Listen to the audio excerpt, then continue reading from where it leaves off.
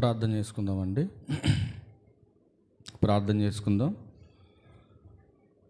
పరలోకమందున్న మా తండ్రి, మీ ఉన్నతమైన ఘనమైన శ్రేష్టమైన నామానికి మీ ప్రియకుమారుడైన యేసుక్రీస్తు వారి పేరట కృతజ్ఞతాస్తుతులు చెల్లిస్తూ ఉన్నాను తండ్రి.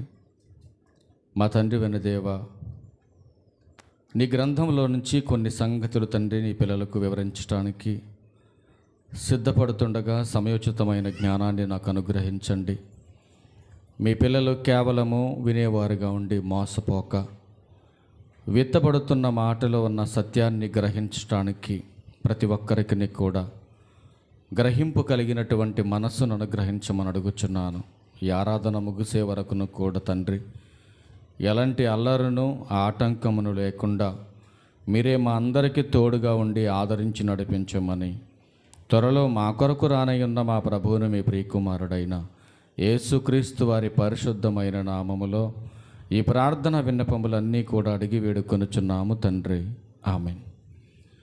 క్రీస్తు యేసునందు చేరవచ్చినటువంటి ప్రియులైన దేవుని పిల్లలందరికీ ప్రభును రక్షకుడైన యేసుక్రీస్తు వారి పేరట నా ప్రత్యేకమైన వందనాలు తెలియజేస్తా ఉన్నా. అలాగే ఇంత మంచి సమయాన్ని మనకు అనుగ్రహించినటువంటి తండ్రి అయినటువంటి దేవునికి, ప్రభు అయిన క్రీస్తు వారి పేరట నా కృతజ్ఞతాస్తుతులు చెల్లిస్తూ ఉన్నాను.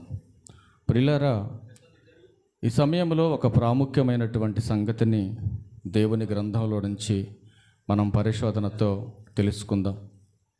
ఎందుకంటే సహజంగా మనిషి భూమి మీద పుట్టినటువంటి ప్రతివారు దేవుని యొక్క ఉన్నతమైనటువంటి ఆలోచనలతో దేవుని పిల్లలుగా తన మార్గములో సత్యమును అనుసరించి నిత్య జీవానికి వారసులు కావాలన్నదే దేవుని యొక్క ఆలోచన ఉన్నది.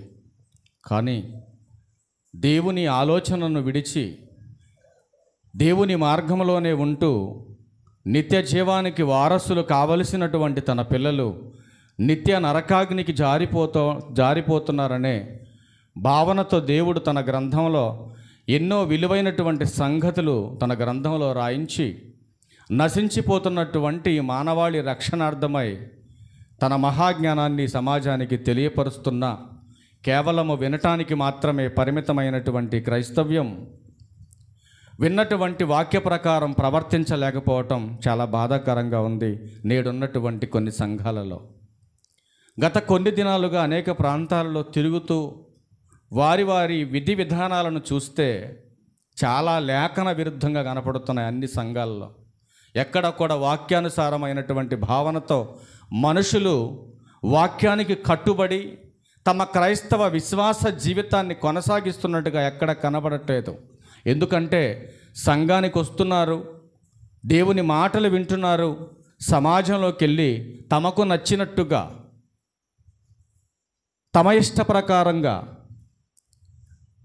బ్రతుకుతూ దేవుని యొక్క వాక్యాన్ని, దేవుని యొక్క ఉద్దేశాన్ని భంగపరుస్తున్నటువంటి పరిస్థితులు నేడు సంఘాల్లో మనకు కనపడుతున్నాయి.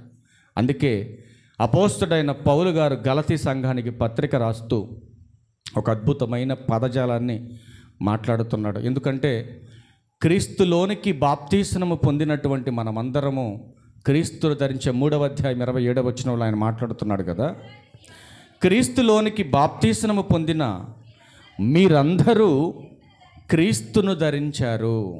చాలా జాగ్రత్తగా మనం కొన్ని సందర్భాలు దేవుని గ్రంథంలో నుంచి మనం ఆలోచన చేద్దాం. ప్రియమైన దేవుని వారలారా, లోకములో బ్రతుకుతున్నటువంటి మనల్ని తన సంఘములో చేర్చుకోవటానికి దేవుడు తన కుమారుడైన యేసుక్రీస్తు ప్రభువారిని మన కోసం పంపించి మన పాపాల నిమిత్తము శిక్ష మనకు వేయకుండా తన కుమారుడైన యేసుక్రీస్తు ప్రభువారికి శిక్ష విధించి పాప ప్రక్షాళన మనకు జరిగించి వెలకట్టలేని రక్తము చేత మనల్ని కొని తనకు సొత్తైన ప్రజలుగా ఏర్పాటు చేసుకున్నాడు. ఈ బాప్తీస్మం అనే క్రియ ద్వారా ఎక్కడో లోకములో అజ్ఞానంలో బ్రతుకుతున్నటువంటి మనల్ని, గాఢాంధకరమైన చీకట్లో బ్రతుకుతున్నటువంటి మనల్ని తన ఆశ్చర్యకరమైన వెలుగులోనికి తీసుకొచ్చాడు. చీకటి సంబంధులుగా, దేహ సంబంధులుగా, లోకాచారాల్లో బ్రతుకుతున్నటువంటి మనలందరినీ యేసుక్రీస్తు వారు తన విలువైనటువంటి రక్తము చేత మనలందరినీ కొన్నాడు. చీకట్లో బ్రతుకుతున్న మనందరినీ తన ఆశ్చర్యకరమైన వెలుగులోనికి తీసుకొచ్చాడు. వెలుగులోనికి తీసుకొచ్చినటువంటి తన పిల్లలు వెలుగు సంబంధులుగా నడుచుకోవాలి, ఆత్మ సంబంధులుగా ప్రవర్తించాలి. వాక్యానుసారమైనటువంటి క్రియా విధానం సంఘములో చేర్చబడిన వారు చేయాలి. సంఘములో చేర్చబడిన తర్వాత నీ ఆచారాలతో పని లేదు. ఇక్కడ సంఘములో చేర్చబడిన తర్వాత లోక సంబంధమైనవి చేయటానికి వీల్లేదు. సంఘములో చేర్చబడిన తర్వాత సంఘానికి ఒక నియమం ఉంది, సంఘానికి ఒక కట్టుబాటు ఉంది. దేవుని యొక్క ఉద్దేశం ఏంటో మనం ఎరగాలి ఈరోజు. అందుకే రోమీయులకు రాసిన పత్రిక 12వ అధ్యాయం 2వ వచనం ప్రారంభ లైన్లో ఆయన మాట్లాడుతున్నాడు. ఇదిగో బాప్తిస్మం పొందిన మీరు లోక మర్యాదను అనుసరించటానికి వీల్లేదు. సంఘంలో చేర్చబడిన తర్వాత లోకంతో నీకేంటి పని? లోక సంబంధమైన మర్యాదలతో లోక సంబంధమైన ఆచారాలతో ఏంటి నీకు పని? ఆలోచన చేయండి సంగమా. అందుకే పౌలు గారు అనేక సందర్భాల్లో సంఘాన్ని ఉద్దేశించి ఆయన ఆవేదనను వ్యక్తపరిచాడు. దేనికోసం ఒక సేవకుడికి తపన, దేనికోసం సేవకునికి సంఘమును గూర్చినటువంటి ప్రసవ వేదన. ఆలోచన చేద్దాం, ఆలోచనతో దేవుని మాటలు విందాం. అందుకే యేసుక్రీస్తు ప్రభువారు ఒక మాట అన్నాడు. ఏమన్నాడంటే, ఆయన దగ్గరికి వచ్చి కొంతమంది ఏం మాట్లాడుతున్నారో చూస్తే ఆయన ఏం చెప్పాడో మనకు అర్థమవుతుంది. రోమీయులకు మార్కు సువార్త తీయండి ఒకసారి, 7వ అధ్యాయం. మార్కు సువార్త 7వ అధ్యాయం, చాలా జాగ్రత్తగా మీరు వినాలి ఈ మాటలన్నీ. మార్కు సువార్త 7వ అధ్యాయం 5వ వచనం. అప్పుడు పరిసయ్యులను శాస్త్రులను, నీ శిష్యులు ఎందుకు పెద్దల పారంపర్యాచారము చొప్పున నడుచుకొనక్క. ఒక్క నిమిషం అక్కడ ఆగుతాం మనం. శాస్త్రులు పరిసయ్యులు ఎవరి దగ్గరకు వచ్చి అడుగుతున్నారు ఈ మాట? యేసుక్రీస్తు వారి దగ్గరకు వచ్చారు. యేసుక్రీస్తు వారి దగ్గరకు వచ్చి శాస్త్రులు పరిసయ్యులు అంటున్నారు కదా. శాస్త్రులు పరిసయ్యులు అంటే ఎవరు? గాలి తిరిగోళ్ళు కాదు వీళ్ళు, ధర్మశాస్త్రోపదేశకులు. వీళ్ళు కూడా సేవకులే. ఈ సేవకులు ఏమంటున్నారంటే, ప్రభువా నీ శిష్యులు ఎందుకు మన పూర్వీకులు పెద్దలు ఆచరించినటువంటి ఆచారాలను సాంప్రదాయాలను వాళ్ళు అనుసరించట్లేదు? అర్థమవుతుందా నా మాట మీకు? యేసుక్రీస్తు వారి యొక్క శిష్యులు పెద్దల పారంపర్యాచారాన్ని అనుసరించట్లా. మరి ఎవరిని అనుసరిస్తున్నారు వీళ్ళు? యేసుక్రీస్తు ప్రభువారిని అనుసరిస్తున్నారు. ఆయన చెప్పిందే చేస్తున్నారు. అప్పుడు ప్రభువారు అంటున్నాడు, చూడండి ఏమంటున్నాడు.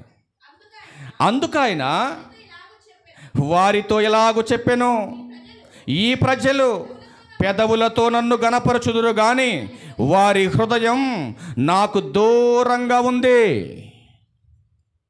అసలు దేవుని ఉద్దేశం ఏమై ఉందో, ఆయన యొక్క ఆలోచన ఏంటో అర్థం కానటువంటి సమాజం ఏమంటుందంటే, ఏంటయ్యా వాక్యానికి ఆచారానికి సంబంధం లేదని యేసుక్రీస్తు వారు అంటుంటే వాళ్ళు అంటున్నారు కదా, వాక్యమే, ఆచారం అంటున్నారు వాళ్ళు. ఎవరిళ్ళు? శాస్త్రులు పరిసయ్యులు. అట్లాంటి తత్వం, అట్లాంటి ఆలోచన నేడు సంఘానికి ఉంటే ప్రభు అన్నాడు, ఇదిగో శాస్త్రుల నీతి కంటేను పరిసయ్యుల నీతి కంటేను మీ నీతి అధికమన్నాడా సమానమన్నాడా? అధికం కావాలి. అంటే వాళ్ళకున్నటువంటి నీతి మీకున్నటువంటి నీతి ఒక్కటిగా ఉండాలా, ఎక్కువగా ఉండాలా? వాళ్ళకంటే గొప్పగా మన నీతి కనబడాలి. మన నీతి గొప్పగా కనబడాలంటే ఇప్పుడు మనం ఏం చేయాలి సంఘంలో? దీనిని బట్టి మనం ఆలోచించవలసింది ఏంటంటే, ఈనాడు సంఘములకు వచ్చినటువంటి మనకు పెద్దల పారంపర్య ఆచారములతో పని లేదు. ఒకవేళ నాకుంది అంటే నువ్వు సంఘములో అనర్హుడువు, సంఘ సభ్యత్వం లేదు నీకు, నువ్వు క్రైస్తవుడు కాదు, ఆత్మ సంబంధం అంతకన్నా కాదు. ఎందుకంటే సంఘము సమాజంలో ఉండొచ్చు, సంఘము లోకములో ఉండొచ్చు, కానీ లోకం సంఘములో ఉండకూడదు. ఉండొచ్చా? రాయబడిన బైబిల్లో ఏమైనా? అందుకే ఆయన అంటున్నాడు కదా, మీరు జ్ఞానము లేని వారుగా సంఘములో ఉండటానికి వీల్లేదు. రక్షణ పొందిన మీరు, రక్షింపబడినటువంటి మీరు సత్యమును గూర్చిన అనుభవ జ్ఞానం కలిగిన వారుగా ఉండాలంటే మీరు నేర్చుకోవాలి, నేర్చుకున్న దాని ప్రకారం బ్రతకాలి.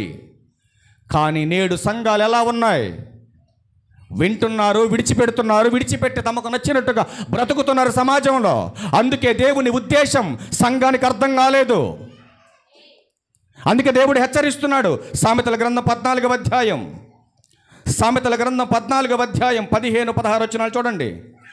సామెతల గ్రంథం 14వ అధ్యాయం ఏమంటున్నాడండి? జ్ఞానము లేనివాడు ప్రతి మాట నమ్ముతాడు. వివేక్ అంటే జ్ఞానం కలిగిన వాడు తన నడతను బాగుగా కనిపెడతాడు. జ్ఞానము గలవాడు భయపడి కీడు నుండి తొలగును. బుద్ధిహీనుడు అంటే జ్ఞానము లేనివాడు విర్రవీగి నిర్భయముగా తిరుగును. ఈ రెండు మాటల్లో ఉన్న సారాంశాన్ని మనం జాగ్రత్తగా ఆలోచన చేయగలిగితే, క్రీస్తులోకి బాప్తిస్మం పొంది సంఘములో చేర్చబడినటువంటి ప్రతి ఒక్కరూ సత్యమును గూర్చినటువంటి జ్ఞానం సంపాదించాలి. ఎందుకు జ్ఞానాన్ని సంపాదించాలంటే, జ్ఞానము లేనివారుగా మీరు బ్రతికితే సమాజంలో ఎవడు ఏది చెప్పినా అది నమ్ముతారు మీరు. అది సత్యమా అసత్యమా, అది మేలా కీడా నీకు తెలియాలంటే నువ్వు జ్ఞానాన్ని సంపాదించాలి. దేవుని వాక్యాన్ని నేర్చుకోవాలి. అలా నేర్చుకోగలిగినప్పుడు నువ్వు జ్ఞానంగా బ్రతుకుతావు.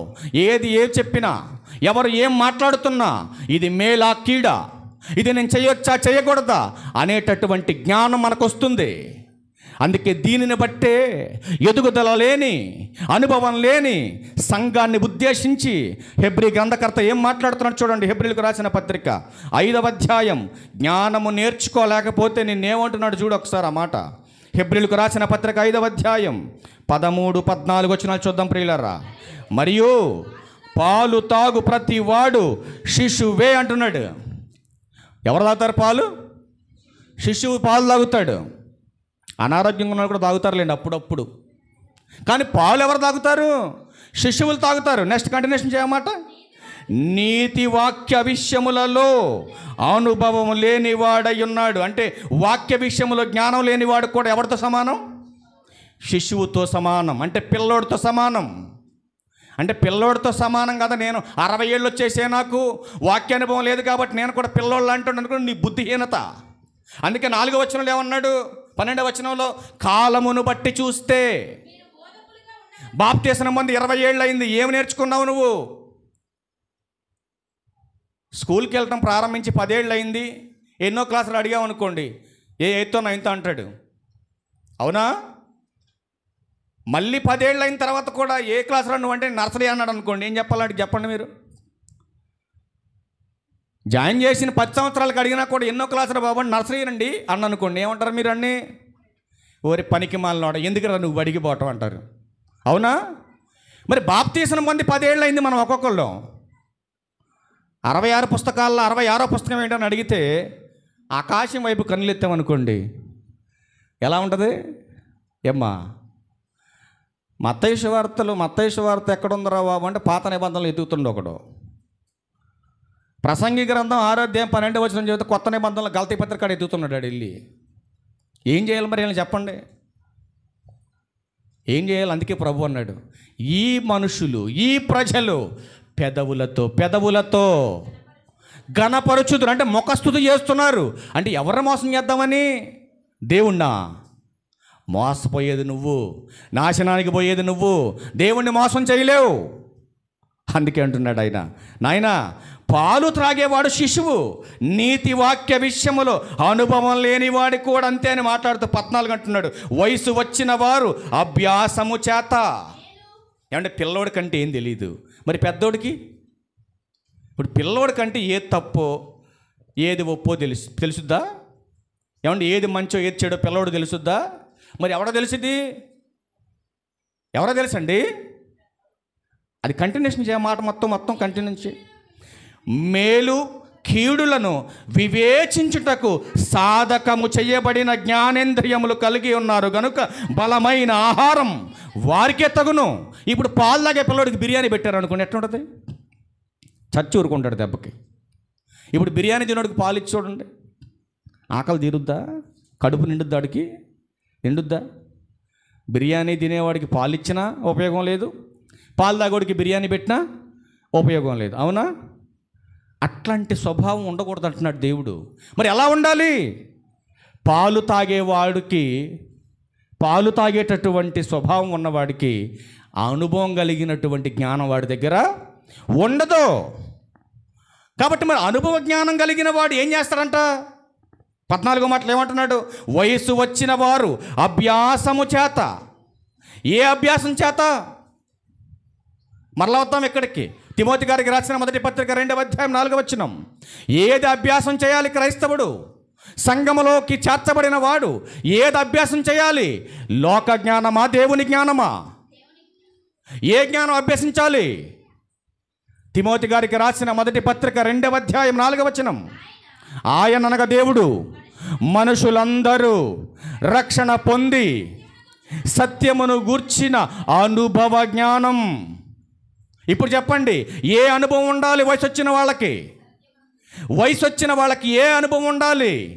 సత్యమును గూర్చిన అనుభవ జ్ఞానం ఉండాలి. ఎందుకు ఈ సత్యం?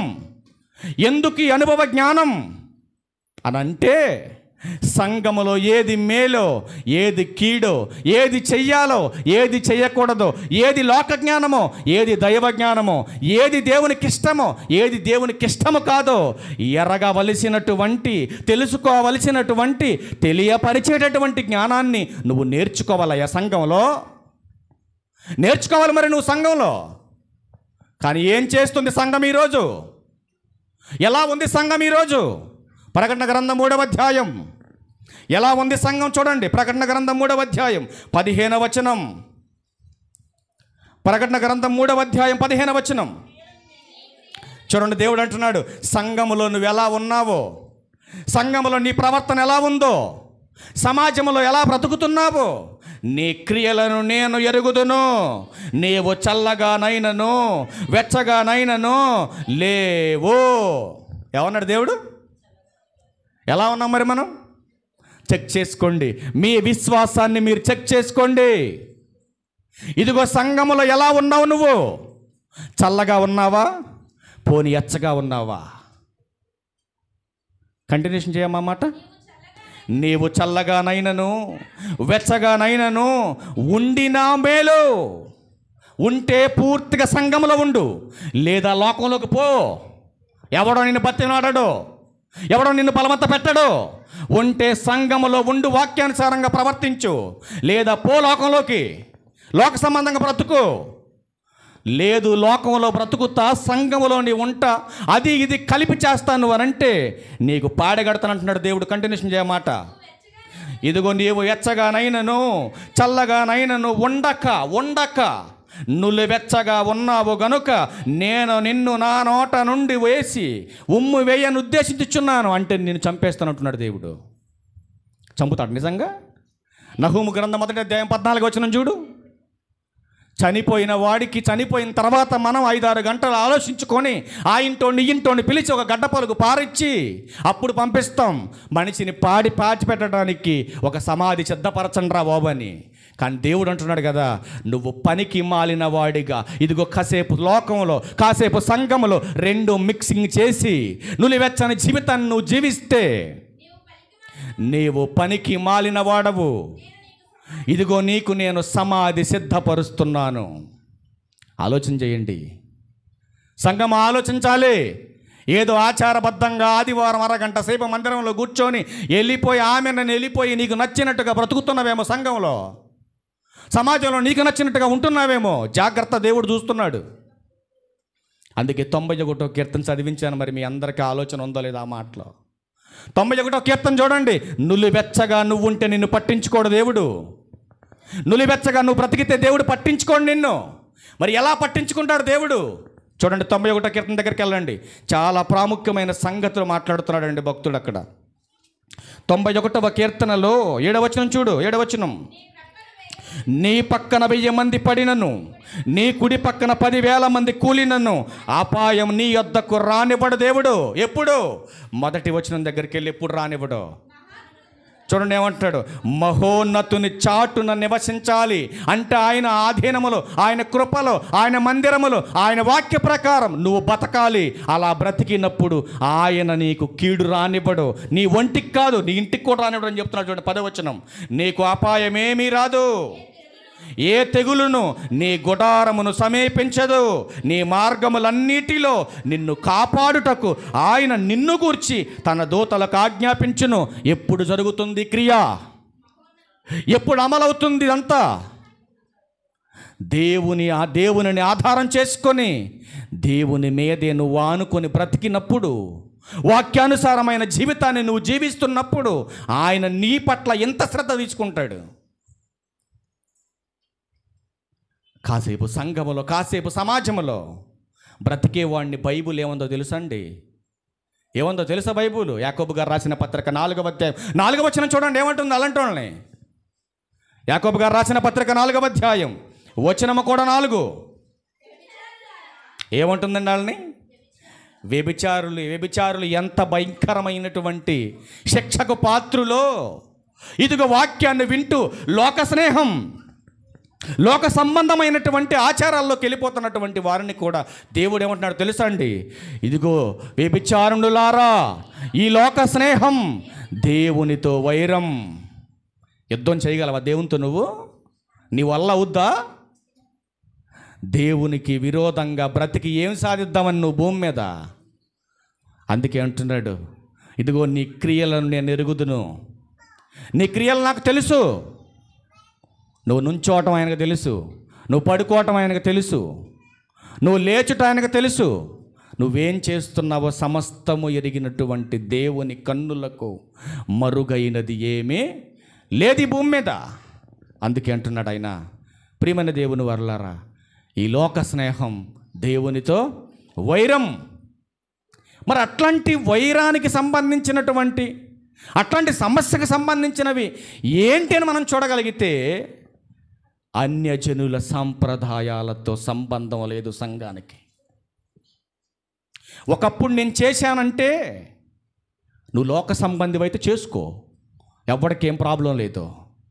నువ్వు సంఘంలో సంఘ సభ్యుడు, నువ్వు ఏర్పరచబడిన రాజులైన యాజక సమూహము, నువ్వు ఆ సమూహములోకి వచ్చినటువంటి నీవు వాక్యాధారంగా బతకాలి. వాక్యం చెప్పినట్టుగా నువ్వు చెయ్యాలి. దీనికి విరుద్ధంగా చేస్తే దేవుడు అంటున్నాడు కదా, నేను కూడా నిన్ను చంపేస్తాను రా ఉంచన భూమి మీద అంటున్నాడు ఆయన. అవసరమా బతుకు నీకు? ఆలోచించు. మరి సంఘములోకి వచ్చేసిన తర్వాత సమాజంలో ఉన్నడుతో నీకేంటయ్యా పని? కలిసి బ్రతకొచ్చు, కానీ వారిలో మనం చేయటానికి అర్హత దేవుడు మనకు పర్మిషన్ ఇవ్వలేదంటే. పాపులతో కలిసి బ్రతుకుతాం మనం, కానీ పాపం అంటించుకోకుండా బతకాలి మనం. అందుకే ఎఫెసీ సంఘానికి పౌలు గారు ఒక ప్రాముఖ్యమైన సంగతిని చెబుతున్నాడు. నేడు సంఘమా, మీరొక్కసారి దాన్ని మనసును పెట్టాలా. ఎఫెసీయులకు రాసిన పత్రిక 4వ అధ్యాయం 17, 18 వచనాలు చూడండి ఏమంటున్నాడు. చాలా క్లారిటీ చెబుతున్నాడు. కాబట్టి అన్యజనులు నడుచుకొనున్నట్లు మీరు ఇక మీదట అంటున్నాడు. ఏంటి ఇక మీదట అంటే? బాప్తీసనం పొంది సంఘంలోకి వచ్చాక ఇక మీదట మీరు నడుచుకోవటానికి వీల్లేదు. బాప్తీసనం పొందటానికి ముందు నీకు ఎన్ని ఆచారాలు ఉన్నాయో, ఎన్ని సాంప్రదాయాలు ఉన్నాయో, లోకంలో ఎంత దరిద్రం ఉందో అదంతా చేసుకో, ఎవరికి అవసరం లేదు. సంఘములోకి వచ్చిన తర్వాత వాక్యం చెప్పింది, సేవకుడు చెప్పింది నువ్వు చెయ్యాల. సేవకుని మాట వినకపోయినా, చెప్పినట్టుగా మీరు చేయకపోయినా శిక్షలు అమలవుతాయి. వచ్చేవారం చెప్తా మాట మీకు. సేవకుడు చెప్పింది వినకపోతే ఎలాంటి శిక్షలు మీకు అమలవుతాయో వచ్చే ఆదివారం మాట్లాడదాం 2వ భాగంగా. ఇది మొదటి భాగంగా మీరు వినండి జాగ్రత్తగా. కాబట్టి ఇక మీదట మీరు అన్యజనులు నడుచుకున్నట్లు ఇక మీదట నడుచుకొనవలదని ప్రభువునందు సాక్ష్యం ఇచ్చుచున్నాను. వారైతే వారి గురించి చెప్తున్నాడు. వారైతే అంధకారమైన మనసు గలవారై తమ హృదయ కాఠిన్యము వలన తమలోనున్న అజ్ఞానము చేత దేవుని వలన కలుగు జీవములో నుండి వేరుపరచబడిన వారై తమ మనసుకు కలిగిన వ్యర్థత అంటే పనికి మాలినది అని అర్థం, ఉపయోగము లేనిదని అర్థం, వేస్ట్ అని అర్థం, నిర్జీవమైనదని అర్థం. మరి అట్లాంటి వ్యర్థమైన దాంతో నీకేంటి పని? అవునా? వ్యర్థమైన దాంతో ఏంటి నీకు పని? సంగమా, వారైతే అంధకారమైన మనసు, అజ్ఞానము చేత వ్యర్థతను అనుసరించారు వాళ్ళు. మరి మనం అంధకారంలో ఉన్నామా? మరి ఎందులో ఉన్నాం మనం? పేతురు గారు రాసిన మొదటి పత్రిక 2వ అధ్యాయం 9వ వచనం చూడండి. ఎందులో ఉన్నాం మనం? అయితే మీరు ఆ అంధకారమైన చీకట్లో నుండి ఆశ్చర్యకరమైన వెలుగులోకి వచ్చేసాం మనం. ఏమండి, వెలుగులోకి వచ్చిన తర్వాత అంధకార క్రియలతో మనకి ఏంటి సంగమా పని? మీరు ఆలోచన చేయండి ఒక్కసారి. వెలుగులోకి వచ్చిన మనం మళ్ళా అంధకారమైనటువంటి క్రియలతో ఏంటి పని? వ్యర్థమైన దానితో ఏంటి మనకు పని? మీరు ఆలోచన చేయండి ప్రియమైన దేవుని వారలారా. అందుకే అంటున్నాడు కదా 22వ వచనంలో, కావున మునుపటి ప్రవర్తన విషయములు అయితే మీరు మోసపోయారు. ఎందుకంటే మీకు తెలియదు దాని గురించి మునుపు. ఇప్పుడు సంఘంలోకి వచ్చిన తర్వాత ఏం చేయమంటున్నాడు? కంటిన్యూషన్ చేయండి అమ్మా.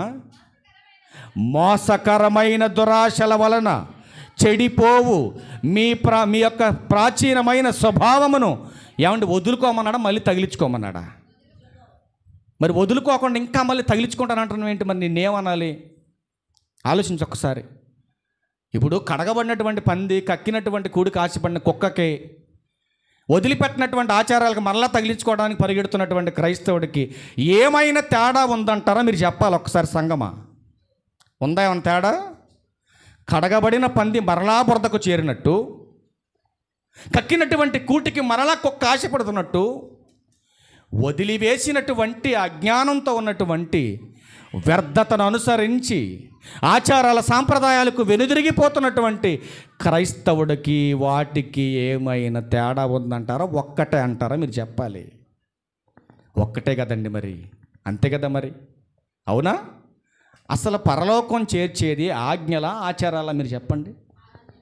ఆజ్ఞలేనా? ఎంతమందికి అర్థమవుతుంది ఈ మాట? నీ ఆచారం నీకు అంత ముద్ద పెట్టదు. నీ ఆచారం నీ రాకను ఆపలేదు, నీ పోకను ఆపలేదు.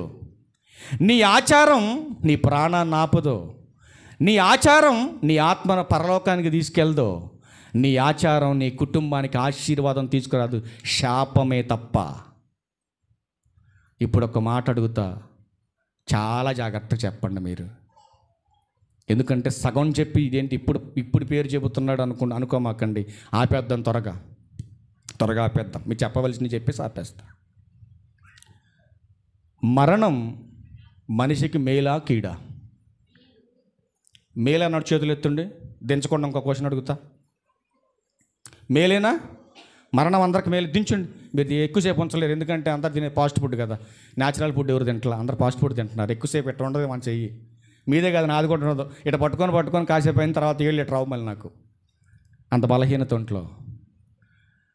మరణం మనిషికి మేలేనా కీడా? రాముగారు, మరణం మేలా కీడా? గట్టి చెప్పాలా? మేలేనా? ఇటుపక్క వాళ్ళు, మరణం మేలా కీడా? మేలేనా? మరణం మేలే కదా. ఎవరు చెప్పారు ఈ మాట మేలని? దేవుడు చెప్పాడా? దేవుడే చెప్పాడా? గట్టి చెప్పాలి. మరణం మేలని ఎవరు చెప్పారు? మీ ఊరిలో ఎవరు చెప్పారు? వాక్యం చెప్పింది. వాక్యం చెప్పిందంటే ఎవరు చెప్పినట్టు? దేవుడే చెప్పినట్టు. దేవుడు చెప్పాడంటే నిజమా అబద్ధమా? నిజమేనా? దేవుడు చెప్పాడంటే నిజమేనా? నిజమని నేను నమ్ముతున్నా. నీ గుండె మీద చేసుకుని చెప్పు ఒకసారి. నిజమని నేను నమ్ముతున్నా. మీరు చెప్పకపోయినా మీ బాంబు పేల్చే మాటలు చెప్తా ఇప్పుడు నేను. ఎందుకంటే మరణం మనిషికి మేలని బైబిల్ చెప్పింది. మరి మరణం కీడని ఎవరు భావిస్తారు ఇప్పుడు చెప్పండి? మరణం మేలని క్రైస్తవుడు అంటాడు. మరణం కీలని చెప్పేవాడు ఎవరు చెప్పండి ఇప్పుడు? చెప్పాలి. మరణం మేలని క్రైస్తవుడు చెబుతాడు. క్రైస్తవులకు కూడా 2 గ్రూపులు ఉన్నాయండో, జాగ్రత్తగా వినాలి మీరు. క్రైస్తవులు 2 గ్రూపులు ఉన్నాయి. ఒకటేమో ఆత్మానుసారమైనటువంటి టీం, రెండవది శరీర సంబంధమైనటువంటి ఆలోచనతో అనుసరించే టీం. వీళ్ళంతా ఎక్కడ ఉంటారో తెలుసండి? 2 గ్రూపులు ఇక్కడే ఉండరు సంఘంలో. పిచ్చిమాకం వాడు, మీకు తెలియదు. కొర్లమండలోనో పుట్రేళ్ళలో ఉన్నారు అనుకుంటున్నారేమో మీరు. ఎక్కడో లేరు. ఆత్మానుసారులు ఏడే ఉండారు, శరీరానుసారులు కూడా ఏడంటే ఏడగదమ్మా. ప్రతి సంఘంలో ఉండరు దరిద్రం. ప్రతి సంఘంలో ఉన్నారు ఈ దరిద్రులు. అందుకే ఒక అద్భుతమైనటువంటి మాట రోమా సంఘానికి చెప్పాడు. ఎందుకంటే ఈ దరిద్రం మొట్టమొదట అక్కడే మొదలైంది. ఈ దరిద్రం అంతా మొట్టమొదటిగా రోమా సంఘంలోనే ప్రారంభమైంది. ఆ తర్వాత గలతీ సంఘంలో విస్తరించిపోయింది. ఇప్పుడు అది ఇది చూపిస్తాను, మీకు రెండు చూపిస్తాను నేను. ఆ దరిద్రం మన వీరరాఘవపురంలోకి రాకూడదు. మొన్న ఒక ఆయన అన్నాడు కదా, అస్సలు ఆ రోజుల్లో ఉన్న వీరరాఘవపురం, ఏ రోజుల్లో నేను పుట్టకముందు అనుకుంటా, మరి ఆ రోజుల్లో నాకు తెలియదుగా, లేదా మీరు పుట్టకముందు, మరి ఆ రోజుల్లో ఉన్న వీరరాఘవపురానికి ఇప్పుడున్న వీరరాఘవపురం సంబంధం లేదండి. అబ్బా ఏం అప్డేట్ అయ్యారండి అన్నాడు ఒకడు. ఇంతలోనే ఆనందపడేలోపు ఇంకొకటి ఎదురొచ్చి అన్నాడు కదా, ఏమండి వీరరాఘవపురం వాళ్ళకి బాగుపడరా, మారరాకి ఇల్లు అన్నాడు. మీరు ఏమన్నా అనుకోండి, వీరరాఘవపురం ఎవడని అంటే అసలు ఒప్పుకోను నేను. గత 15 రోజుల నుంచి అనేక ప్రాంతాలు తిరుగుతున్నాను. నిజంగా మన పిల్లలకు కానీ మీకు కానీ అస్సలు ఢీ కొట్టే సంఘం లేదని నాకు తెలిసి. అప్పుడప్పుడు అనుకుంటా మనసులో, నేను మాసిదోనియా సంఘానికి ఈక్వల్గా అవుతున్నారు మన వీరరాఘవపురం సంఘం అనుకుంటాను. అందులో ఎంతవరకు మార్కులు వచ్చో తెలుసండి మీకు? 100కి 80% పాస్ అయ్యారండి మీరు. అందులో ఇంకొక 20% ఉంది. ఈ 20% కూడా మార్చుకుంటే తల్లి మీకు వందనాలు. అది కూడా నేనేం కోరుకుంటున్నా తెలుసండి, నేను చచ్చిపోకముందే మారితే బాగుండు అనుకుంటున్నాను. నేను ప్రతిరోజు ప్రార్థనలు అదే అనుకుంటున్నానండి. నేను చచ్చిపోయేలోపుగా నేను అనుకున్నట్టుగా మారితే ఈ కుటుంబాన్ని అలా చూసి చనిపోవాలని నేను ఆశపడుతున్నాను. అన్న ఆదం గారు పాపం ఆయన పడినటువంటి తపన కొంతన్నా కనపడితే బాగుండేది, కొంతకాలం ఇంకా ఓపు చేసుకొని బతుకోడేమో. కానీ అంటే మీ వాళ్ళు చచ్చిపోయిన అనుకున్నారు, మళ్ళీ దరిద్రం అట్ట అనుకున్నారు. అట్ట కాదు, కొంచెమన్నా కొద్దిగా మార్చాలన్న ప్రయత్నం చేసి పాపం ఆయన తన కాలాన్ని ముగించుకొని వెళ్ళిపోయాడు. అట్లాంటి చావు నాకు రాకూడదని నేను కోరుకుంటున్నా. ఎందుకంటే ఇంకొంచెం ఒక 10% అయినా మారితే మీరు ఇంక చూసి చచ్చిపోవాలని ఆశపడుతున్నా. మొన్న రెడ్డిగూడెంలో 2 రోజుల సభలో మాట్లాడుతుంటే వాళ్ళందరూ ఈయన అన్నారు కదా, ఏ ఊరిని తీసుకొచ్చారు ఈ పిల్లోడిని, ఏ ఊరిని తీసుకొచ్చారు అయ్యగారిని? వీరరాఘవపురమా? ఏది పుట్టేళ్ళ దగ్గర ఉంటుంది ఆ మూల, ఆ మూల నుంచి వచ్చాడు ఈయన. అవునండి, ఆ ఊరే. ఏంటి ఆ ఊరిలో ఎట్లాంటి అయ్యగారు ఉండా? అవును, మరి అట్లాంటి అయ్యగారు ఉంటాడు మరి ఆ ఊరిలో. మరి పల్లెల నుంచే రావాలి పట్టణానికి ఎవడైనా వస్తే. అవును, మరి ఆ ఊరి నుంచి వచ్చాడు అయ్యగారు. అప్పుడు ఆలోచన చేశారు అక్కడ ఉన్నటువంటి 20 మంది పెద్దలు. నిజంగా అండి, ఇన్ని సభలకు తిరుగుతున్నాను కానీ 50-50కి ఉన్నటువంటి సంఘం. 50 మంది స్త్రీలు ఉంటే 50 మంది పురుషులు ఉన్నారండి. 100 మంది స్త్రీలు ఉంటే 100 మంది పురుషులు ఉన్నారండి. పురుషులంతా మళ్ళీ ముందే కూర్చున్నారు వాక్యం వినటానికి, స్త్రీలంతా వెనకాల కూర్చున్నారు, పిల్లలంతా ముందు కూర్చున్నారు. వాళ్ళందరూ ఆలోచన చేశారు, అంత చిన్న ఊరిలో ఇంత బాగా చెప్పే అయ్యగారు ఉన్నాడు ఆ ఊరిలో. నిజంగా చాలా గొప్ప ధన్యత అండి. ఇంత పెద్ద ఊరికి ఇంత మంచి మెసేజ్ ఇచ్చి అయ్యగారు అంత చిన్న ఊరు నుంచి వచ్చిందంటే చాలా సంతోషపడుతున్నామని వాళ్ళందరూ 20 మంది పెద్దలందరూ కూడా ఆలోచన చేసి ఈ చిన్న అయ్యగారు అయినా పెద్ద మెసేజ్ చెప్పాడు, ఈయన పెద్దగానే సత్కరించాలి, సన్మానించాలని ఒక ప్రత్యేకమైన కూడిక ఏర్పాటు చేసి అక్కడ పిలిపించి, నిజంగా వాస్తవంగా ఆ సభ అంతా నా కోసమే పెట్టినట్టు అనిపించింది మొత్తం నాకు. అంత చిన్నోడినైనా అంత పెద్దలందరూ కలిసి సన్మానం చేస్తే అప్పుడు నేను అనుకున్న, ఈ ధన్యత నా గ్రామానికి చెందాలి. ఈ కృప, ఈ యొక్క ఆదరణ అంతా కూడా దేవుడు నాకు చూపించే ఆశీర్వాదం అంతా కూడా వీరరాఘవపురానికి చెందాలి. ఎందుకంటే ఆ ఊరి పేరంటే జరిగింది సన్మానం ఆడ. ఇంత మంచిగా మన సంఘాన్ని గురించి బయట అంత పబ్లిక్ అవుతుంది, కానీ చిన్న చిన్న విషయాల్లోనే మనం దిగజారిపోతే మనకు ఊరికి ఆశీర్వాదం కాదు. ప్రియమైన దేవుని వల్ల ఆలోచించండి. దేవుడు మీరు అనుకుంటున్నారు కదా, చాలామంది తెలియదండి అవన్నీ కూడా. దేవుడు కనిపించినటువంటి ఆశీర్వాదాలతో మన గ్రామాన్ని అలా తట్టాడు. మీకు అది అర్థం కావట్లేదు. మీరు మోకాళ్ళు వేసి ఎప్పుడైనా ప్రార్థన చేస్తే మీకు అర్థమవుద్ది. మీరు మోకాళ్ళు వేసి ప్రార్థన చేయట్లా, మీకు తెలుస్తుంది. మీరు మోకాళ్ళు వేసి చాలామంది ప్రార్థన చేయట్లా. చదువు వచ్చి కూడా కొంతమంది బైబిల్ని చదవట్లా. అది మీ బలహీనత కావచ్చు, అది మీ ఆశీర్వాదానికి అది ఆటంకం కావచ్చు. మీరు ఆలోచన చేయండి. మీరు చిన్న చిన్నవి కూడా విడిచిపెట్టండి. మీకు సాటి అయినటువంటి సంఘం ఈ పరిసర ప్రాంతాల్లోనే కనపడదు ఎక్కడ. అంత గొప్పగా చెప్తున్నాను మీ గురించి నేను. కానీ ఒక ఆయన అన్న మాటకి నాకు బాధ వేసిందండి. అందుకే నిమిషం కూడా ఉండలేదు శ్మశానంలో. నేను ఆ సమాధుల దొడ్లో నిమిషం కూడా ఉండలేకపోయాను. అయ్యో, అనవసరంగా కోపగించుకున్నాను నా పెద్ద ఆయన మీద అనుకుని బాధపడ్డా. రెండవది, ఈ చిన్న చిన్న లోపాల వల్లే కదా మళ్ళీ ఎట్లాంటి పరిస్థితులు వస్తున్నాయి. సరి చేయాలి. ఎందుకంటే మన ఇంటి వారు మనమే సరి చేసుకోవాలి. ఎందుకంటే ఇప్పటి వరకు నేను చెప్పింది ఏది కూడా మీరు అలా దాటి వెళ్ళలేదు ఈ 14 సంవత్సరాల్లో. కాబట్టి చెప్పాలి, సరిచేయాలి. సరైనటువంటి దారిలోకి తీసుకురావాలి. ఒక ఉన్నతమైనటువంటి స్థితిని ఈ వీర్రాఘపురానికి దేవుని ద్వారా అందించాలనే ఆలోచనతో వెళ్ళిపోయాను నేను ఆ రోజు. ఎందుకంటే ఒక మాట వాడాడు యేసుక్రీస్తు ప్రభువారు. చూద్దాం ఆ మాట. మా యోహాను సువార్త మరికొన్ని మాటలు చూసి ముగించేద్దాం ప్రియులారా. చాలా ప్రాముఖ్యమైన సంగతులు ఉన్నాయి. వచ్చే వారం రెండో భాగంగా మనం నేర్చుకుందాం. కొద్ది మాటలు మనం చూద్దాం. యోహాను సువార్త 6వ అధ్యాయం 63వ వచనంలో యేసుక్రీస్తు ప్రభువారు శరీరాన్ని గురించి ఒక మాట మాట్లాడుతున్నాడు. చూద్దాం ఆ మాట ఒకసారి. ఏంటో ఏమంటున్నాడు జాగ్రత్తగా వినాలి మీరు. ఆత్మయే జీవింపచేయుచున్నది, శరీరం కేవలము నిష్ప్రయోజనం. ఈరోజు ఈ మందిరానికి ఇక్కడ దాకా నడిచొచ్చానంటే కారణం ఏమై ఉంది? ఒకటి దేవుని కృప, రెండవది నాలో ఉంచినటువంటి ఆత్మ. ఆ ఆత్మ నాలో ఉంది కాబట్టే వీర్రాఘపురం రాగలిగాను. ఆ ఆత్మ నాలో ఉంది కాబట్టే మాట్లాడగలుగుతున్నాను. ఆ ఆత్మ నాలో ఉంది కాబట్టే నిలబడగలిగాను నేను. అదే ఆత్మ దేహాన్ని ఖాళీ చేసి వెళ్ళిపోతే రాగలుగుతుందండి దేహం ఎక్కడ దాకా? మీరే అక్కడ దాకా వచ్చేవాళ్ళు ఆత్మ కనుక వెళ్ళిపోతే. అవునా?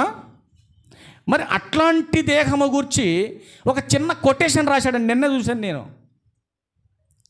ఏంటి ఆ కొటేషన్ అంటే, మానవ శరీరాన్ని పోల్చి ఉదాహరణగా కొన్ని జంతువుల్ని పెట్టాడు పక్కన.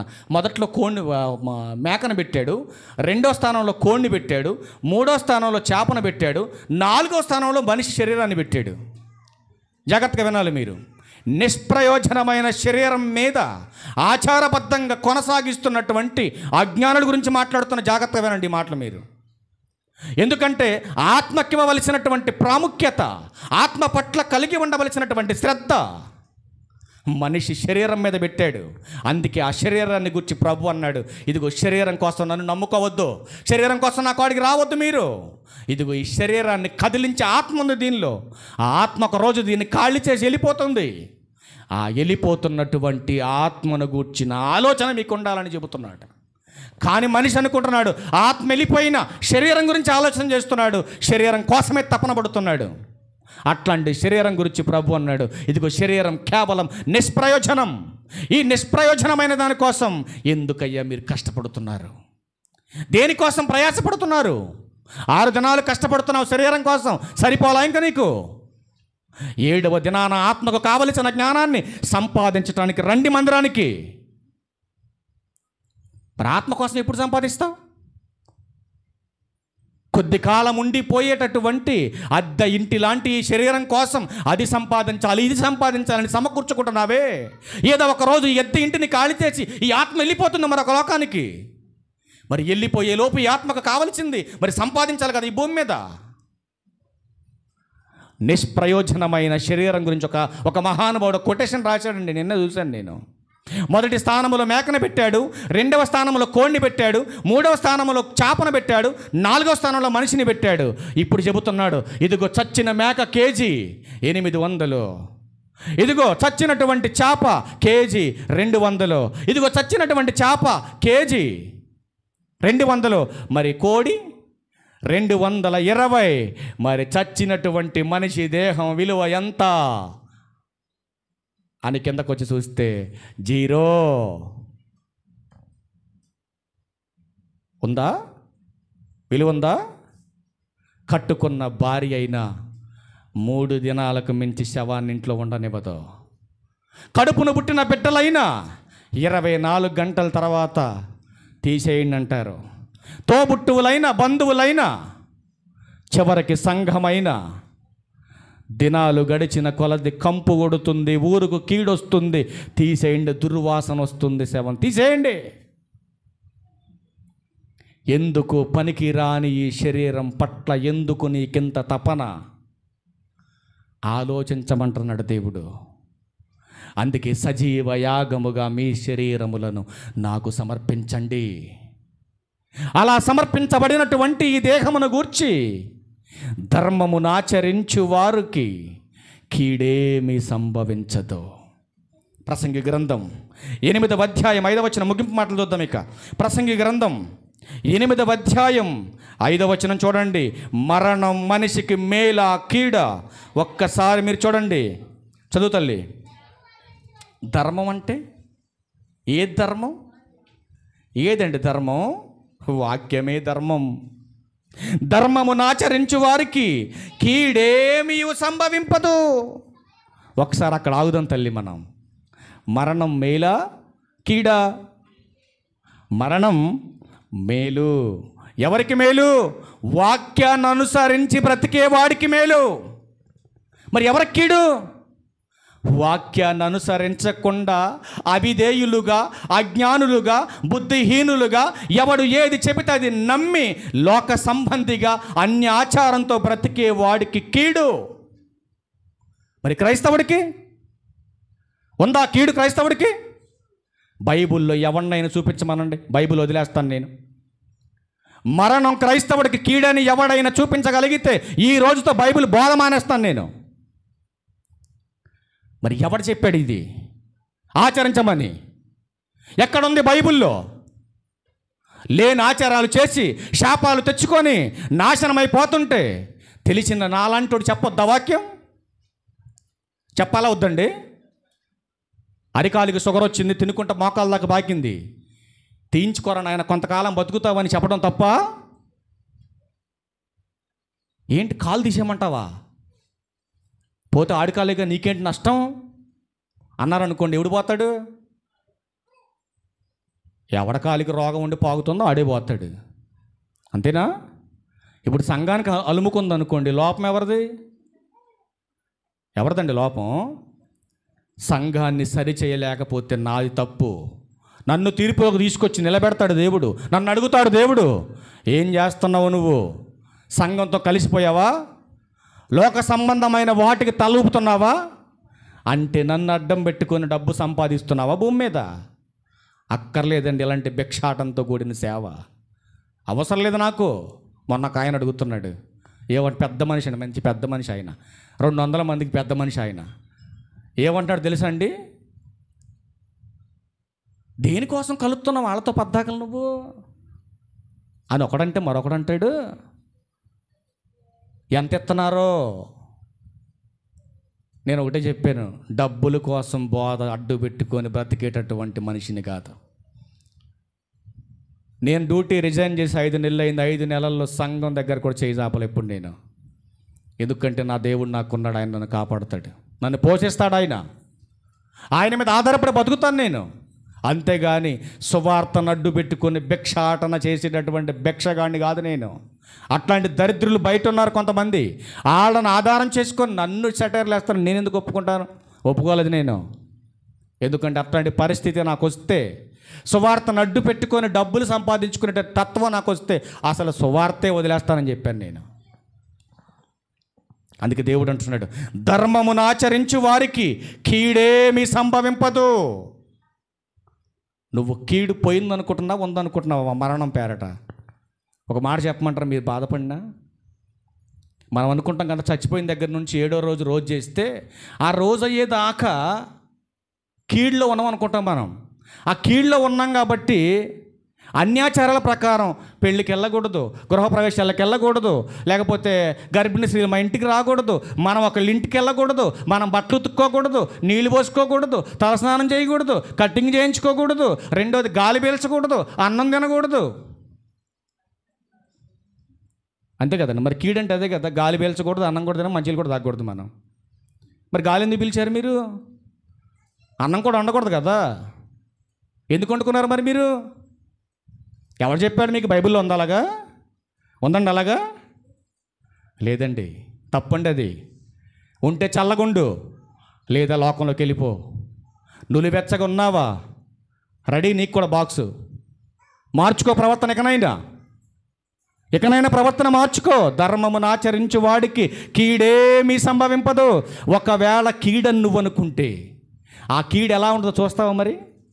ఒకవేళ దాని పేరును వచ్చే కీడని నువ్వు అనుకుంటే ఆ కీడు దేవుడే పంపిస్తే ఎలా ఉంటుందో చూస్తారా బైబిల్లో?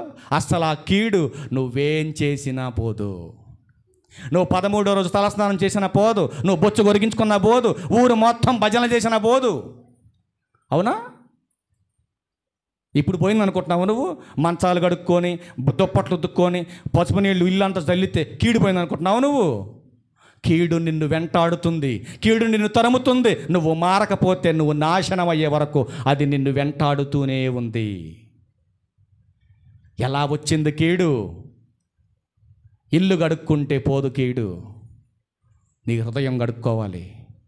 దేవుని మాట వినాలి, నీ మాట మారాలి, నీ ప్రవర్తన మారాలి. ఇవన్నీ మారితే కీడు పోద్ది.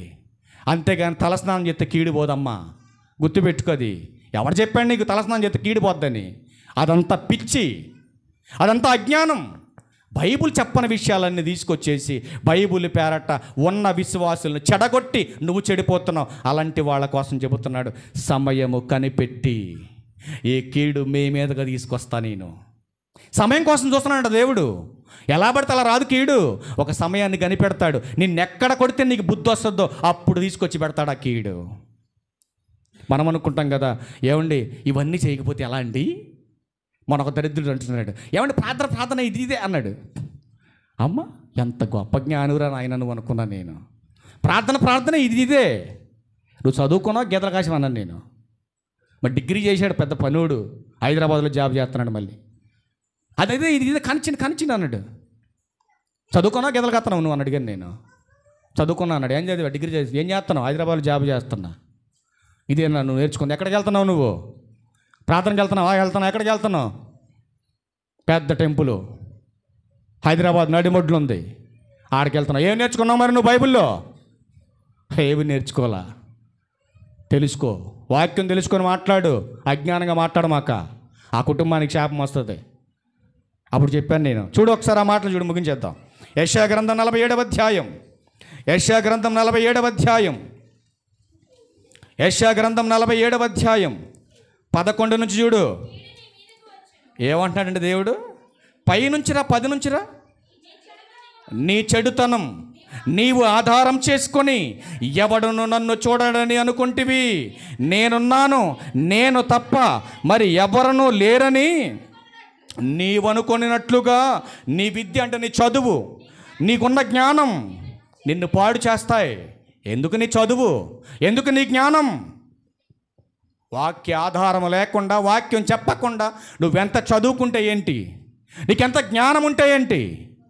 ఇప్పుడు చెబుతున్నాడు కిందకు వచ్చి 11లో, కీడు నీ మీదకొచ్చును, నీవు మంత్రించి దానిని పోగొట్టజాలవు. ఆ కీడు నీ మీద పడును, దానిని నీవు నివారించలేవు. నీకు తెలియని నాశనం నీ మీదకు ఆకస్మికంగా వస్తుంది. మరణించినప్పుడు కీడొస్తుందని, అదని ఇదని, అది చేస్తే తప్పు, ఇది చేస్తే తప్పు అని అజ్ఞానుడిగా నువ్వెందుకయ్యా మారిపోతావు? నువ్వెందుకయ్యా లోకాచారంలోకి వెళ్ళిపోతావు? నీకు ఒక చట్టం ఉంది, దాన్ని అనుసరించి నువ్వు బ్రతుకో. దేవుడు నీకు నిత్య జీవాన్ని ఇస్తాడు. మరొక దినాన్ని నీకు ఇస్తాడు ఆయన. వస్తున్న కీడంతా తప్పిస్తాడు ఆయన. లోకంతో కలిసిపోయి దేవుని ఉగ్రతకు నువ్వు పాత్రుడు అయితే మరి కీడు నీ మీదకు వస్తుంది. నువ్వు మంత్రించి పోగొట్టు చూద్దాం. మరి పోద్దా కీడు మంత్రిస్తే? నిమ్మకాయలతో తుడిచినా పోదు, ఎండి మిరపకాయలతో తుడిచినా పోదు, రంగు ముద్దలు కలిపినా పోదు. వేలకు వేల రూపాయలు ఇచ్చి ఎవడో మాయా వేషం ధరించినటువంటి ఒక మాయగాన్ని తీసుకొచ్చినా పోదు. పోద్దా? పోయిందని రుజువు చేయగలరు ఎవడైనా? పోదండి. దేవుడు పంపించే ఈ కీడు దేనికి పోదంటున్నాడు. కిందకు వచ్చేసరికి అంటున్నాడు కదా, నీవు బాల్యము నుండి నీవు ప్రయాసపడి అభ్యసించిన నీ కర్ణపిశాచి తంత్రములు కానీ, నీ విస్తారమైన శకునములు కానీ చూపుటకు నిలబడు. శకునాలు చెప్పించోళ్ళు లేరు చచ్చిపోయిన తర్వాత? ఉన్నారా లేదా? నేను తిరువూరు మీటింగ్కి వెళ్ళిన సంగతి తెలియదు మా అమ్మకి. తెలియక ఏం చేసిందంటే పక్కింటామా సోది అడిగిద్దామని చెప్పి సోది కాడ తీసుకుపోయింది మా అమ్మని. తీసుకెళ్తే మళ్ళీ ఆ సోది కాడ అదే సోది, దాని పేరు పెట్టినప్పుడు దండం పెట్టాలడికి చెప్పేదే సోది. ఆ సోది ముందు మళ్ళీ సోదిగాళ్ళు కూర్చున్నారు ఎదురుగా. ఈలోపు అనుకున్న టైంలో నేను మీటింగ్కి వెళ్ళి వెంటనే ఇంటి ముందుకు వచ్చి బండి పెట్టంగానే మా అమ్మ సోది లేదు గీది లేదు, ఆ చెయ్యి అది పక్కన వారేసి పరిగెత్తుకొచ్చింది మా అమ్మ. ఏంటమ్మా ఎక్కడికి వెళ్ళిన మామ అంటే, ఆ వదిన పిలిచింది వెళ్ళిన అడగండి. ఎందుకు పిలిచింది? ఎప్పుడు వెళ్ళగా వాళ్ళింటికి ఎందుకు పోయినావు అన్నా నేను అని అంటే, ఇక ఇడిచిపెట్టేలాగా లేడి చెప్పకపోతే బాగోదు అనుకుందో ఏమో. ఆ వదిన వాళ్ళ అమ్మ గురించి సోది పెట్టించింది, ఆ సోది కాడ కూర్చున్నా. ఆ సోది చెప్పేదానికే సరిగ్గా జ్ఞానం లేదు, దాని ముందు కూర్చునేటటువంటి నీవి ఎంత అజ్ఞానురాలు అమ్మా, దానికే తెలియదు అసలు భవిష్యత్తు, నీకేం చెప్పుద్ది అది? దాని బతుకు తెరువు తిన్న లెక్క కదా, భిక్షాటం చేస్తుంది, ఇంటింటి తిరిగి 4 సొల్లు మాటలు చెప్పాను నేను. మరి నాకు తెలియదుగా, పిలిచింది వెళ్ళకపోతే ఏమన్నా అనుకుంటుందని అంటే. మళ్ళీ సోదులు ఎవరు రావట్లే తిన్నగా, వాళ్ళు అనుకున్నది రావట్లేదంటే తిన్నగా. యాడికొచ్చింది తిన్నగా? వస్తుందా తిన్నగా? ఏం వస్తుందా? మా అమ్మ రాలేదు కానీ మా అమ్మమ్మ వచ్చిందంటుంది ఒక ఆవిడే. అసలు మీ అమ్మ రాదు, వాళ్ళమ్మ అసలు రాదు. ఎందుకు రాదు? అసలు ఎవుళ్ళు రానటువంటి దాంట్లో పెట్టి బంధించిండు ఆయన. అక్కడ వస్తాడా? ఇసనపేట జైల్లో పెడితేనన్నా ఏదో రకంగా రికమెండ్ చేసి తీసుకురావచ్చు. అసలు పెట్టకూడని అండమాన్ దీవులో పెట్టారనుకోండి, అసలు ఎవడు చెప్పినా వదలరాక, అక్కడ వదులుతారా? అట్లా దాని అమ్మ లాంటిది అనమాట అది. ఏది? మన ఆత్మలన్నీ వెళ్ళినటువంటి పాతాళం. అర్థమైందండి? అక్కడికి వెళ్ళినటువంటి ఆత్మ బయటికి రావాలంటే ఎవరు పర్మిషన్ ఇవ్వాలి తెలుసా? దేవుడే పర్మిషన్ ఇవ్వాలి. మరి సోదగాడి దగ్గర మరి కొన్ని సందర్భాలు కొన్ని మాటలు మనకు సింక్ అవుతున్నాయి కదా. మరి ఎట్టండి ఇది నిజమనిపిస్తుంది కదా నాకు అని అంటే, పిచ్చిదానా నీకు చెప్పిన సోదే అక్కడ చెప్పుద్ది వెళ్ళి. మనిషిలో, ప్రతి మనిషిలో ఉండేటటువంటి 5 లక్షణాలు ఉన్నాయి. ఒకరోజు ఒక క్లాస్ పెట్టి చెప్తాం మీకు వీటన్నిటి గురించి. సోదులు, చేతబడులు, క్షుద్రశక్తులు, వీటన్నిటికి సంబంధించినటువంటి ఒక మంచి మూలోపదేశం ఒకటి ఉంది. అది తీసుకొచ్చి ఒకరోజు చెప్తాం మీకు. ప్రతి మనిషిలో 5 లక్షణాలు ఉంటాయండి. ఈ 5 లక్షణాలు లేనటువంటి మనిషి శవం అనమాట. ఇక్కడ ఈ 5 లక్షణాలకు సంబంధించినటువంటి కొంత పాఠం ఉంటుంది వెనకాల, బ్యాక్గ్రౌండ్. ఇదంతా వాళ్ళు పట్టించుకుంటారు, బాగా చదువుకుంటారు, ఇదంతా అభ్యసించేసి బాగా నేర్చుకొని వచ్చేసి మనిషిని చూడంగానే వాళ్ళు క్యాలిక్యులేషన్ చేస్తారు. ఈ మనిషికి ఏది చెప్తే సెట్ అవుద్ది అనుకుంటారు, ఖచ్చితంగా అదే చెప్తారు. అవునా కాదా? జరిగినాయి మన జీవితాల్లో. చివరికి ఒక్క మాట చూడండి, ముగించేసుకుందాం. ఫిలిప్పీయులకు రాసిన పత్రిక. క్రీస్తులో ఉన్నటువంటి వారు చేయవలసినటువంటి పనుల గురించి కొన్ని మాటలు ఫిలిప్పీ సంఘాన్ని చెప్పారు. చివరికి ఒక మాట చూద్దాం. 2వ భాగంగా వచ్చే వారం మనం వాటి గురించి నేర్చుకుందాం. ఫిలిప్పీయులకు రాసిన పత్రిక 4వ అధ్యాయం 4వ వచనంలో, క్రీస్తులోకి బాప్తీసం పొందిన వారందరూ కూడా ఎల్లప్పుడూ, జాగ్రత్తగా వినాలి, ఎల్లప్పుడూ ప్రభువునందు ఆనందించుడి. మరలా చెప్పుదును, ఆనందించుడి. మీ సహనం సకల జనులకు తెలియపరచబడనీయుడి. ప్రభు సమీపంగా ఉన్నాడు. దేనిని గూర్చి చింతపడకండి. మనిషి చనిపోతే కీడు వస్తుంది, మనిషి చనిపోతే అది వస్తుంది, ఇది వస్తుంది అనే దరిద్రపొట్ట ఆలోచన తీసేయండి. అసలు దేనిని గురించి చింత మీకొద్దు. ప్రతి విషయములోనూ ప్రార్థన విజ్ఞాపనలతో కృతజ్ఞత పూర్వకముగా మీ విన్నపములు దేవునికి తెలియచేయండి. అప్పుడు సమస్త జ్ఞానమునకు మించిన దేవుని సమాధానం యేసుక్రీస్తు వలన మీ హృదయాలకు, మీ తలంపులకు అప్పుడు కావలి ఉంటాడు. ఆయన దేవుడే కావలిగా మనకు ఉంటానని సాక్ష్యం చెబుతుంటే, నువ్వేంటయ్యా దేవా నాకొద్దు, నాకు లోకం కావాలి, లోక సంబంధమైనటువంటి ఆచారాలు కావాలి, సాంప్రదాయాలు కావాలి, అందులో నేను నాశనం అయిపోయినా నాకు సంతోషం అని నువ్వు వెళ్ళిపోతావేంటి?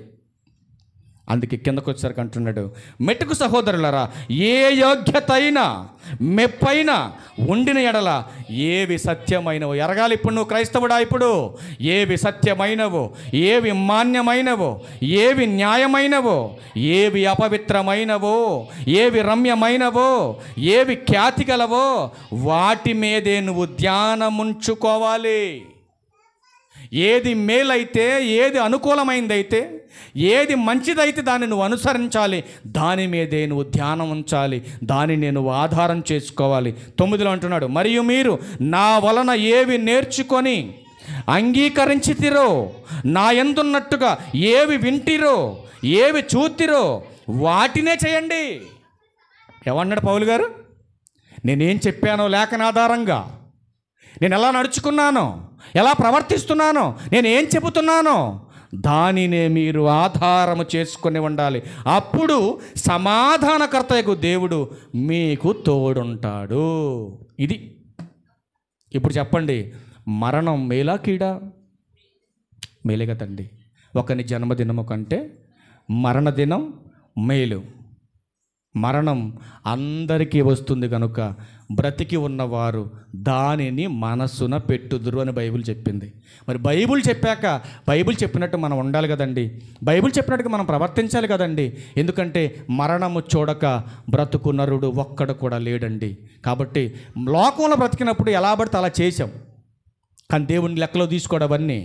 ఇప్పుడు బాప్తీసం పొందే సంఘంలోకి వచ్చిన తర్వాత లోకాచారాలకు మీరు తావిస్తే శాపానికి గురవుతారు. వచ్చే వారం వాటి గురించి నేర్చుకుందాం. ఇప్పుడు సంఘంలో ఉన్న మనం లోకాచారాల్లోకి వెళ్ళిపోయి లోక సంప్రదాయాలను అనుసరిస్తూ ఇదిగో అది జరుగుతుంది ఇది జరుగుతుందని కీడు పేరట మనం తలపెట్టుకొని ఇదిగో దయ్యపు సంబంధులుగా కనుక మనం బ్రతికితే దేవుని పిల్లలకి ఎలాంటి శాపాలు వస్తాయో, ఎట్లాంటి శిక్షలు దేవుని అమలు చేస్తాడో నెక్స్ట్ 2వ భాగంగా వచ్చే ఆదివారం మనం తెలుసుకుందాం. కాబట్టి మీరు అజ్ఞానంగా ఉండొద్దు, మీరు దేవుని ఉగ్రతకు మీరు చోటివ్వద్దు. దేవుని యందు భయభక్తులు కలిగి వాక్యానుసారంగా బ్రతకండి. దేవునికి ఇష్టమైనటువంటి బిడ్డలుగా దేవునికి ఇష్టమైనటువంటి క్రియలు చేస్తూ వాక్యానుసారంగా బ్రతకాలని ప్రభు పేరట మిమ్మల్ని హెచ్చరిస్తూ నన్ను హెచ్చరించుకుంటూ ఈ నా మాటలు ముగిస్తా ఉన్నాను. అందరికీ వందనాలు. Okay, thank you.